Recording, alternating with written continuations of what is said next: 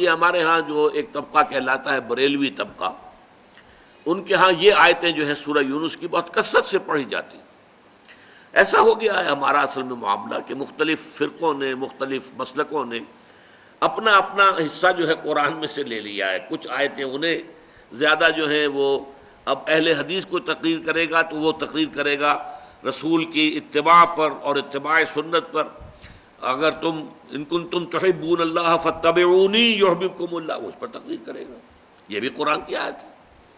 اور جب کوئی بریلوی مکتب فکر کا آدمی تقریر کرے گا الا ان اولیاء اللہ لا خوف علیہم ولا هم یحزنون الذین آمنوا وکانوا یتقون لهم البشری فی الحیاۃ الدنیا والآخرہ لا تبدیل لکلمات اللہ ذلک هو الفوز العظیم.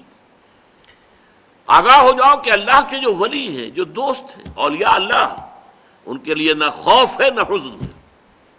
خوف کس بات کا؟ میں تجزیہ کر کے بتا چکا. ہوگا وہی جو میرا رب چاہے گا. کوئی شے نقصان نہیں پہنچا سکتی. لا حول ولا قوت الا باللہ.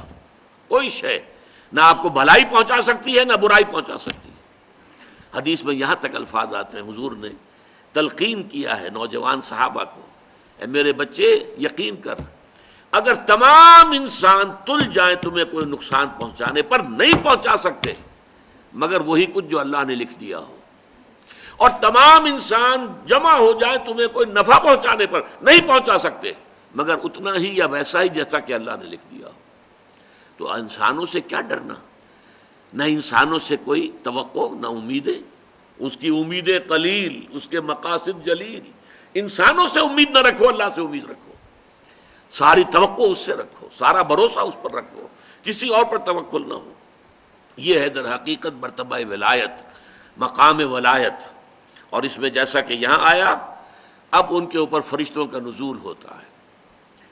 یہ فرشتے ہمیں محسوس نہیں ہوتے، لیکن یہ کیفیت جو بیان کی جا رہی ہے اس کا احساس صاحب ایمان کو ہوتا ہے. وہ چاہے نظر نہ آئے فرشتے، اور فرشتوں کا قول چاہے ہم اپنے ان کانوں سے نہیں سنیں گے. فرشتوں کی بات سننے کے لیے دل کے کان ہیں. فرشتہ جو ہے وہ در حقیقت غیر مرئی ہے، وہ غیر مادی ہستی ہے، مادی نہیں ہے. وہ تو صرف نور پر مبنی ہے، نور سے بنا ہے اور نور ہے. لہذا ان کا تنزل ہوتا ہے. وہ کیا کہتے ہیں؟ اللہ تخافوا ولا تحزنوا. وہی نتیجہ، الا ان اولیاء اللہ لا خوف علیہم ولا هم یحزنون. زوال خوف و حزن، یہ دو چیزیں ہیں جو ثبوت ہے کہ واقعتاً اللہ پر ایمان موجود ہے، واقعتاً اللہ کی ربوبیت پر دل ٹھک گیا ہے. اگر دل پریشان ہے، یہ میرا نقصان کر دے گا، یہ مجھے تکلیف پہنچا دے گا، یہ میرا یہ کر دے گا، وہ میرا وہ کر دے گا، اس سے میری یہ بات بن جائے گی، وہ مجھے یہ فائدہ پہنچا سکتا، لیکن کہتا ہے دعویٰ یہ ہے کہ اللہ پر ایمان ہے میرا. تو یہ در حقیقت یہ دونوں چیزیں ایک دوسرے کی بالکل متضاد. توکل، توقع صرف اللہ کی ذات کے ساتھ.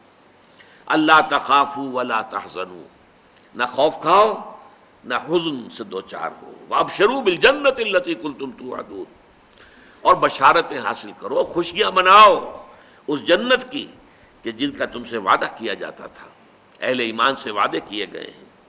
وَلَكُمْ فِيهَا نَحْنُ أَوْلِيَاؤُكُمْ فِي الْحَيَاةِ الدُّنْيَا وَفِي الْآخِرَةِ. ہم تمہارے ساتھی ہیں، مددگار ہیں، پشت پناہ ہیں، حمایتی ہیں، دنیا کی زندگی میں بھی آخرت میں بھی. یہ نوٹ کر لیجئے، یہ دنیا کی زندگی میں ایک چوسر کی جنگ ہے. جیسے چوسر کی سڑک ہوتی تھی، حق و باطل کی جنگ جاری ہے. حق و باطل کی ایک جنگ ہمارے اندر ہے.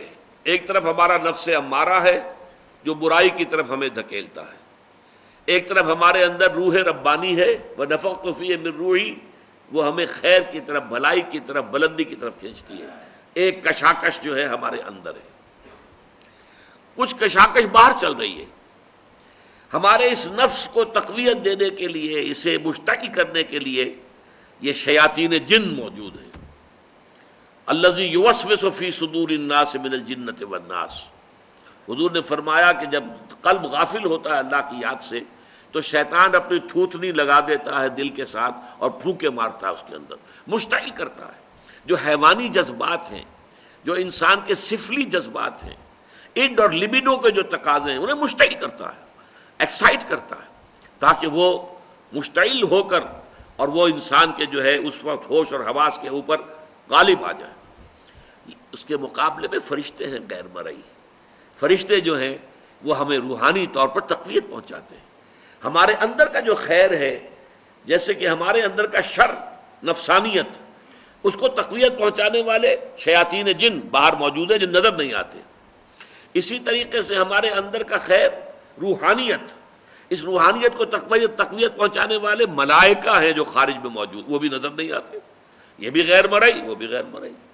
مرئی لوگوں کے اندر بھی جو انسان ہیں، خیر کی طرف بلانے والے بھی ہیں، شر کی طرف بلانے والے بھی ہیں۔ آپ کا دوست یہ بھی کہے گا چھوڑو میاں کیا کس چکر میں پڑ گئے حلال حرام کے، دیکھو فائدہ ہوتا ہے اس کام کے اندر، جس کام میں فائدہ ہو وہ کرو، اللہ اللہ خرچ اللہ۔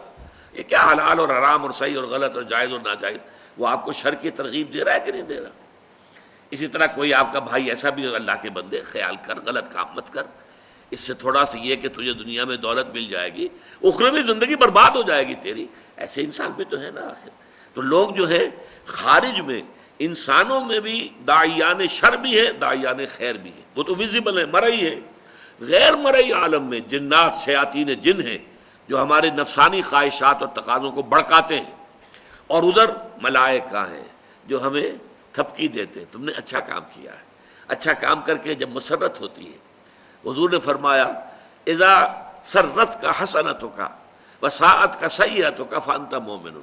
دیکھو اگر تمہیں کوئی اچھا کام کر کے خوشی محسوس ہو اندر، اور برا کام کر کے کوئی دل کے اندر کوفت محسوس ہو، یہ میں کیا کر بیٹھا، یہ مجھے نہیں کرنا چاہیے تھا، فانت مومن، تو یہ ایمان کی علامت ہے۔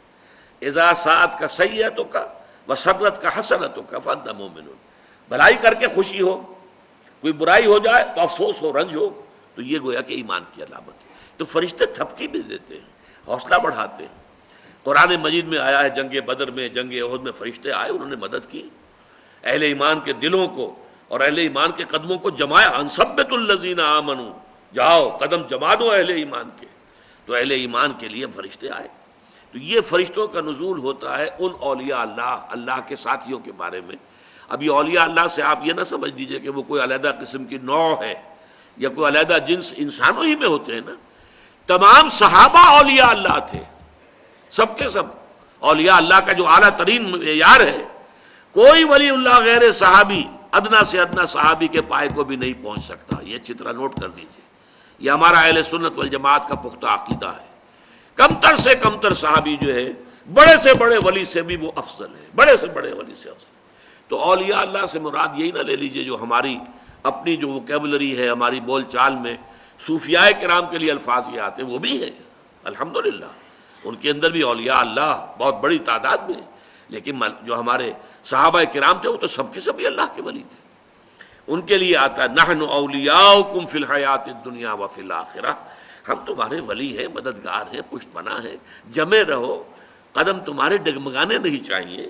اور آخرت میں بھی، جنت میں تو ظاہر بات ہے کہ دوستی انہی سے ہوگی، وہی آئیں گے۔ یدخلون علیہم من کل باب، قرآن میں آتا ہے جنت کے ہر دروازے سے وہ داخل ہوں گے سلام کرتے ہوئے، سلام سلاما، سلام اور سلامتی کے پیغام لے کے آئیں گے۔